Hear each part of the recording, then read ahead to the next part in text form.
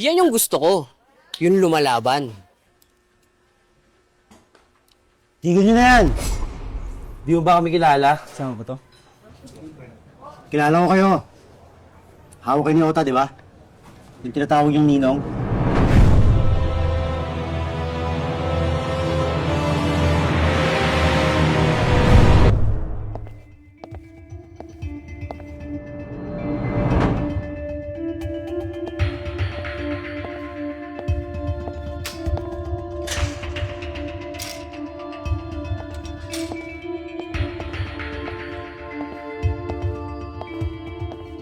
Sa wakas, nakalabas na ang Bakunawa, aming pinuno.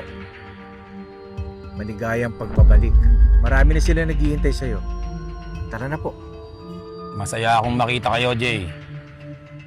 Pero hindi muna ako sasama sa inyo. Bakit pinuno? May mga kailangan lang akong ayusin. At itama ngayong malaya na ako. Ikaw pa rin ang magpapatakbo ng mga negosyo ko at haharap sa mga business partners ko. Nakita ko na kaya mong patakbuhin to ng maayos. Kaya malaki tiwala ako sa'yo. Sigurado kayo? Ayaw niyo bang samahan kayo? Hindi na, Jay. Kaya ko na to.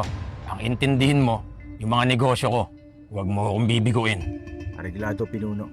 Mukhang alam ko kung saan ka pupunta. Ako nang bahala. Mag-iingat kayo.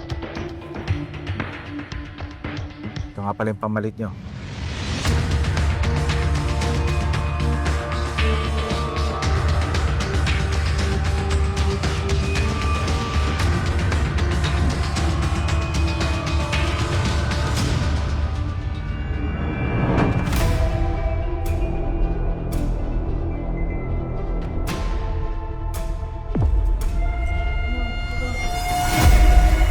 Ano pang problema nyo? Ay, di mo alam? Yung dumadaan dito, nagbibigay-pugay sa akin. Bigay pugay? Kiss. Yan yung gusto ko. Yung lumalaban. Susumbong ko kayo! Wala namang magagawa yung sumbong mo.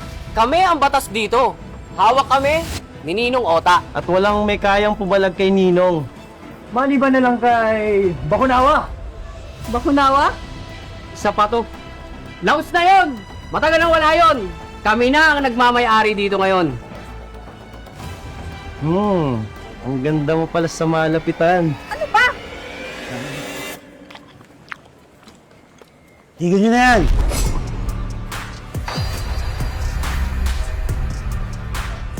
At sino ka namang litsugas ka para patigilin kami? Hoy, di mo ba kami kilala? Kilala ko kayo. Hawak kayo ni Ota, di ba?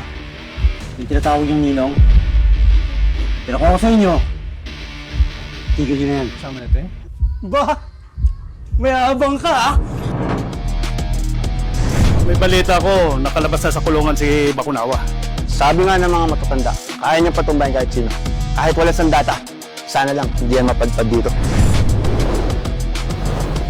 Watch the full episodes of Son of a Mafia King only here on Buenas PH.